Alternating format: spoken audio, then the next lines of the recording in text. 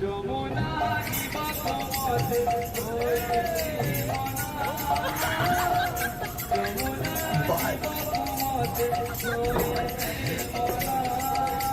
ମୁଁ ଆଉ ଶୁଣି ପାରୁନି କାହିଁକି ମୋର ଭୁଲଟା କଣ?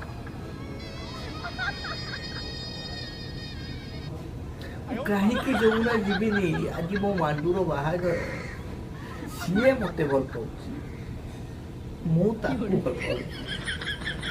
ତମ ପଛଟା କାହିଁକି ଫାଟୁଛି?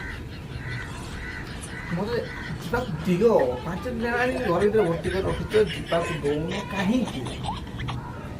ଏଇଠି ବାଧୁଛି ନା କୋଉ ସାଇଡ୍ ହାତ ଥାଇ ଏଇ ସାଇଡ୍ ନା ମଝିରେ ମଝିରେ ସେ ଟାଣି ନଉ, ଏଇଠି ବାଧୁଛି। ମତେ ଯିବାକୁ ଦିଅ ପ୍ଲିଜ। ମୁଁ ତା ମଥାରେ ସିନ୍ଦୁର ନ ଦେଲେ ନାହିଁ, ତାକୁ ସିନ୍ଦୁର ଖୋଲଟା ଦେଇ ଦେଇ ପଳେଇ ଆସିବି।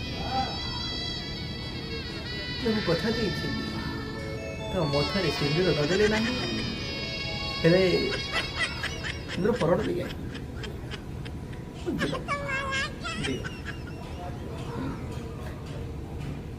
ଦବନି ମାନେ ମୁଁ ଯିମି ମାନେ ଯିବି। ଯିଏ ମୋ ରାସ୍ତାରେ ଆସିବ ତାକୁ ଫୁଲ ଭାବିକି ଯାଉଛି।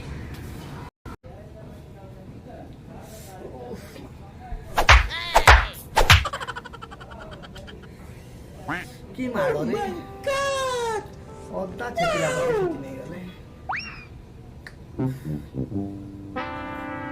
କଣ ଛାଡ଼ିବ? କଣ ଛାଡ଼ିବ? ଦେଖ ଫେରିକି ଆଇଛି ନା ଛାଡ଼ିବିନି।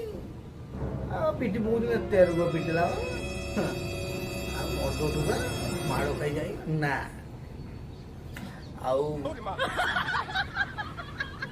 ମୁଁ ଯାଇଥିଲି କିଛି ନାହିଁ, ସେ କହୁଥିଲେ 5 ଦିନ ଆଗରୁ ଆଇଥିଲା ବି ମତେ ଖାଇଦେଲି ଦେଇଥାନ୍ତେ, ଭଲସେ ଖାଇଦେଲି ଦେଲେ ପଠେଇଲେ। ଆଉ ତମେ ଯାଅ ରୁହ ପୂଜା ଯା।